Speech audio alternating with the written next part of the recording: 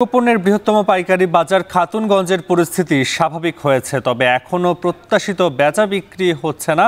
দাম বেড়েছে কিছু পণ্যের। এ নিয়ে আরও জানাতে খাতুনগঞ্জ থেকে যুক্ত হয়েছেন সহকর্মী কাজী মাহফুজ। পরিস্থিতি তো স্বাভাবিক হচ্ছে, বিক্রি কেন কমছে জানাবেন? এছাড়া দাম বাড়ার কারণ কি?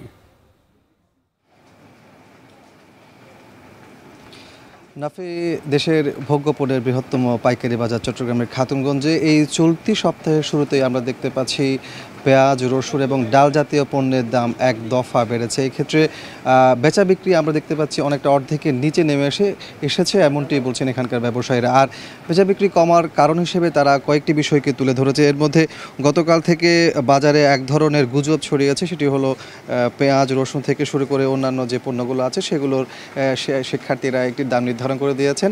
70 টাকা পেঁয়াজ এবং রসুনের দাম নির্ধারণ করে দিয়েছেন। এই ধরনের একটি গুজবের কারণেই মূলত অনেকেই ওই দামে পণ্য বিক্রি করছেন না, কারণ তারা বলছেন যে তার চেয়ে অনেক বেশি দামে তাদেরকে পণ্যগুলো কিনতে হয়েছে, যার কারণে তারা বেচা বিক্রি অনেকটা কমিয়ে দিয়েছেন, এমনটি অভিযোগটা করেছেন। একই সাথে আরেকটি বিষয় হচ্ছে বৈরী আবহাওয়া। আমরা দেখতে পাচ্ছি মধ্যরাত থেকে চট্টগ্রামে গুঁড়ি গুঁড়ি বৃষ্টি হচ্ছে, বৃষ্টির মাত্রাও অনেকটা বাড়তে থাকে সকাল থেকে, যার কারণে ক্রেতারা আসতে পারছেন না, এমন অভিযোগও করেছেন। তো সব কিছু মিলিয়ে বলা যায় যে আসলে বেচা বিক্রি কমার অন্যতম কারণ এই দুটি বিষয়কে তারা উল্লেখ করেছেন। আর দামের ক্ষেত্রে আমরা দেখতে পাচ্ছি আজকের বাজারে পেঁয়াজ পাইকারিতে বিক্রি হচ্ছে 95 থেকে 97 টাকা। তবে এর মধ্যে গত 2 দিন আগে খাতুনগঞ্জের বাজারে পাকিস্তানি পেঁয়াজও এসেছে, সেক্ষেত্রে সেই পেঁয়াজের দামও আমরা দেখতে পাচ্ছি 75 থেকে 80 টাকা কেজিতে বিক্রি হচ্ছে। সরবরাহের ক্ষেত্রে কিছুটা ঘাটতিও আছে, এমনটি তারা আমাদেরকে জানিয়েছেন। আর ডাল জাতীয় পণ্যের মধ্যে আমরা দেখতে পাচ্ছি সব ধরনের ডালের দাম কেজিতে 4 থেকে 7 টাকা পর্যন্ত বেড়েছে।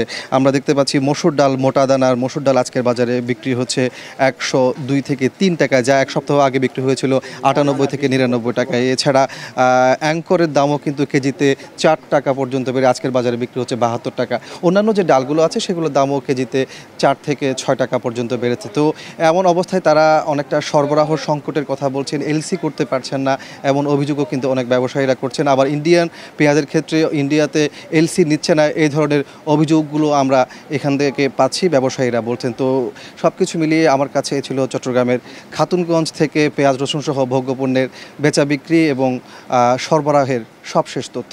নাফে, দেশের ভোগ্যপণ্যের বৃহত্তম পাইকারি বাজার খাতুনগঞ্জ থেকে যুক্ত ছিলেন সহকর্মী কাজী মাহফুজ। এদিকে সিলেটে এখনও চড়া নিত্যপণ্যের বাজার। মাছ, মাংস ও সবজি সহ বেশিরভাগ পণ্যই বিক্রি হচ্ছে বাড়তি দামে। এ নিয়ে আরও জানাতে নগরীর রিকাবি বাজার থেকে যুক্ত হয়েছেন সহকর্মী রাকিবুল রাফি। নিত্যপণ্যের দাম বৃদ্ধি নিয়ে ব্যবসায়ীরা কি বলছেন, আর দাম নিয়ন্ত্রণে বাজারে কোনো নজরদারি আছে কিনা?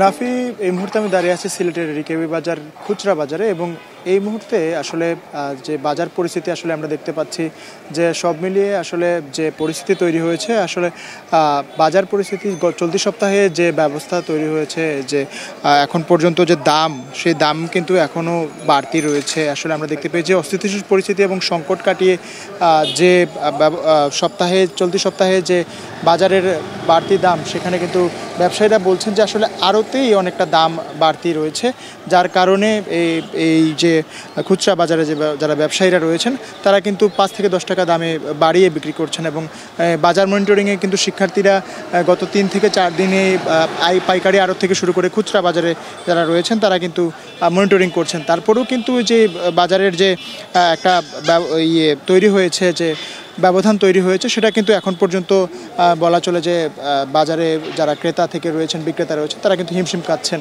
এবং আমরা ডাল থেকে শুরু করে মাছ, মাংস সব কিছু একরকম দামের বৃদ্ধির যে অবস্থা সেটা কিন্তু পেয়েছি।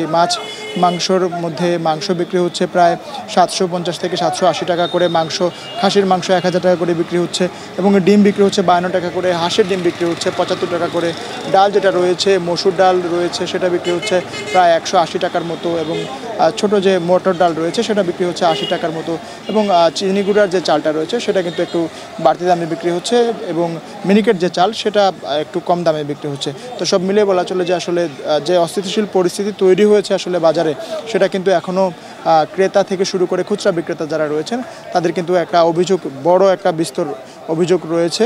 তো একরকম বলা চলে যে আসলে বাজার মনিটরিংয়ের যে বিশেষ ব্যবস্থা শিক্ষার্থীরা তৈরি করে দিয়ে গেছেন, সেটা কিন্তু থাকলেও এখন পর্যন্ত কিন্তু দাম কিন্তু কমেনি এখনও। খুচরা বাজার থেকে শুরু করে পাইকারি আড়ত সব কিছুতেই কিন্তু দামের যে একটা বৃদ্ধির যে হিড়িক, সেটা কিন্তু এখনও পরিলক্ষিত করা যাচ্ছে এবং ক্রেতাদেরও অভিযোগ রয়েছে বিস্তর, সাথে সাথে খুচরা বাজারে যারা বিক্রেতারা রয়েছেন তাদেরও অভিযোগ রয়েছে বিস্তর। তো এই ছিল আমার কাছে সিলেটের বাজারের সর্বশেষ পরিস্থিতির খবরাখবর। নাফি।